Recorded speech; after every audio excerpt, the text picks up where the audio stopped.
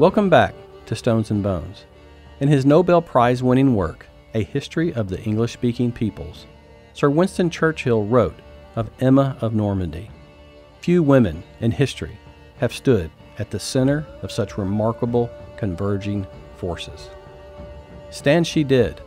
Let's join Deborah Brzezina as she sets the stage for the trial of the century, the 11th century.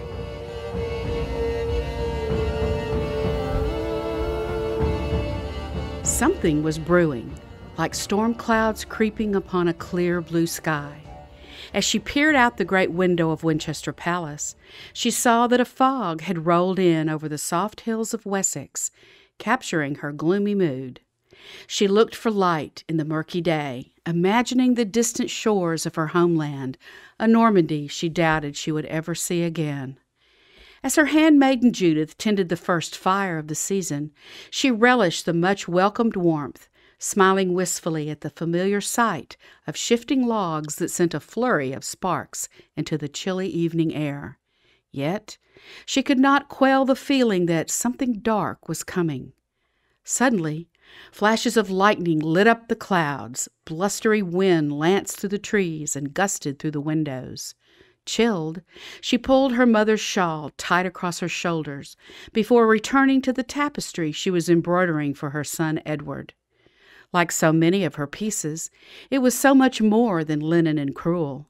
Like so much of her life, it was meant to be an offering of peace.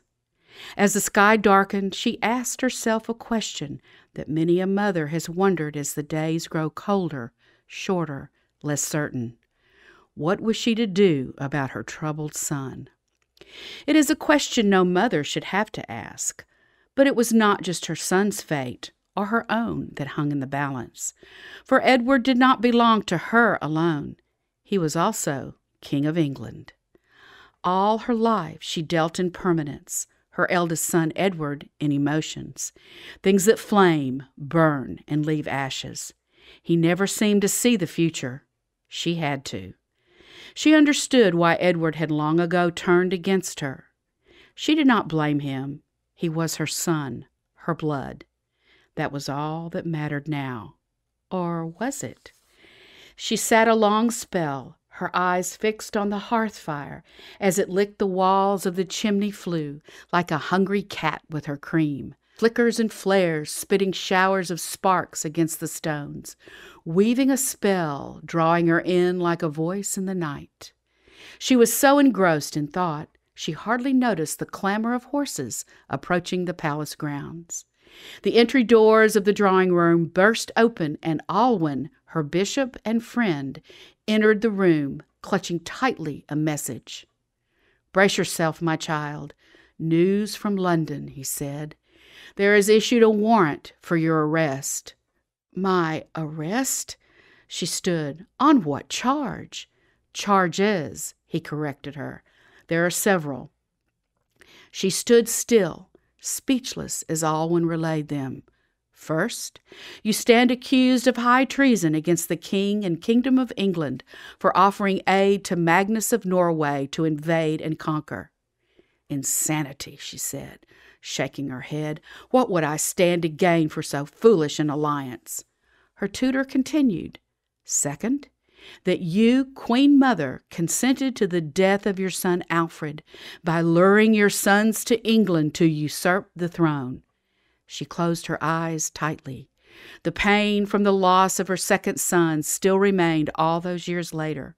The thought that she was complicit in his murder made her sick. But then, her enemy had always known just where to strike. Thirdly, Alwyn paused to collect himself, that Emma Regina kept up impure relations with Alwyn, Bishop of Winchester. "That I what?" she said. "With you?" She stifled a laugh. "My child, this is no laughing matter." She looked at Alwyn's face and saw something unfamiliar, fear. "Lies," she said, laughing no more. "Who brought forward these absurdities?" Alwyn was silent. "No need to answer," she said, her head hung low, for she knew the answer. "Godwin."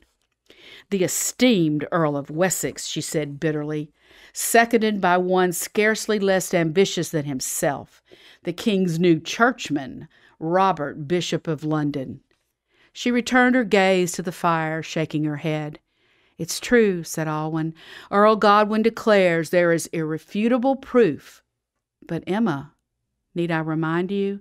None of this could be without consent of the king." She turned unsteadily to meet his eyes. Yes, Godwin was the architect, but it was her son Edward the king doing the earl's bidding. Which of her kings had not? "King Edward has called a council," Alwyn continued. "A synod of the Witan will convene to hear the formal charges read out in open court. Within a fortnight all will travel to Winchester." "Edward is mad," she spoke low. "I am doomed." "In a mad world," Alwyn said, "one can do a mad act and win with it." She looked up at her mentor, studying the lines of his face, the cut of his chin. A wan smile passed her lips. Alwyn spoke quietly. "You have one go at this, Emma." "Measure twice, cut once," she said. Alwyn furrowed his brow. "When making a tapestry, Mother taught me when using priceless fabric, I could not afford a mistake. I had one chance to get it right. Measure twice, cut once, for what is cut cannot be uncut." A moment later, the king's guard separated her from her dear tutor, then her handmaid, and to add insult to it all, they ripped the tapestry from her hands and tossed it to the floor.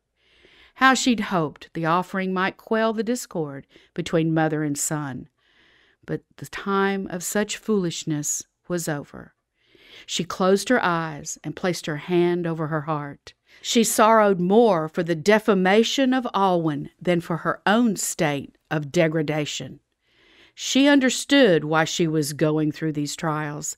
She had enemies, but Alwyn was persecuted unjustly, swept up in the sea of her troubles, simply because he was her friend. If she could have spared him, she would. Alas, they had to ride the waves of peril together. She had lost her home. She had lost her love. She had lost her sons, her daughters, left only with the son who hated her. She would not lose her dear friend, too. Now she had to get down to the business of defending herself.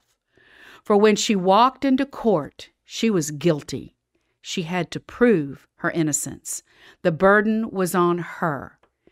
There was no presumption of innocence in the 11th century. English common law with habeas corpus and trial by jury was more than a century away. So, should she be convicted, she was left with one and only one final option, the royal right of appeal. Iudicem Dei, the judgment of God. Trial by ordeal, trial by fire. And so she was on trial for her life. Emma, Queen of England, once known to all as the Lady, now addressed before all as the prisoner. 3 charges, 3 indictments put forth by the Bishop of London, who denounced her a wild thing, not a woman, a vile beast. How had it come to this? Twice crowned queen, twice queen mother, deemed an enemy of king and country, imprisoned in the palace she once called home. The pain, the humiliation.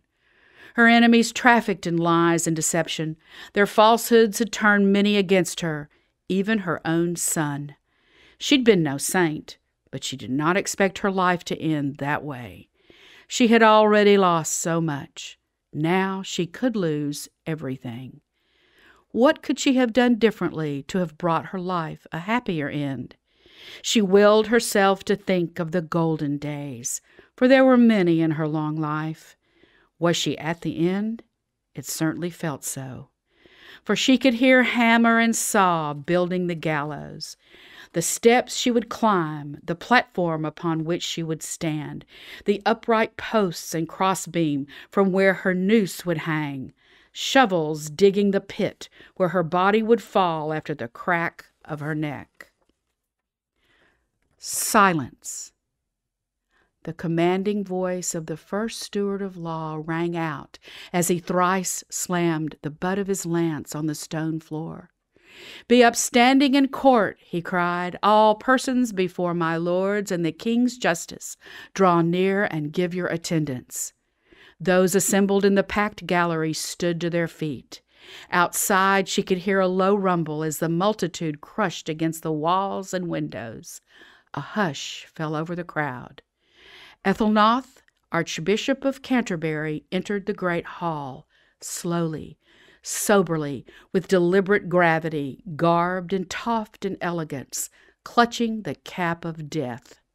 Then the first steward stepped to the center of the hall, next to the witness box, and looked up to the high judge for instruction. "Bring the prisoner." The prisoner. The prisoner. The Queen. We invite you to share Stones and Bones with those who love history, those who love all things medieval and Viking, those who love all things royal, and especially those who love stories of strong and influential women in history. Please like and share the Stones and Bones podcast on your social media. Next time, we'll begin at the beginning, the journey of 1,000 years ago of young Emma of Normandy.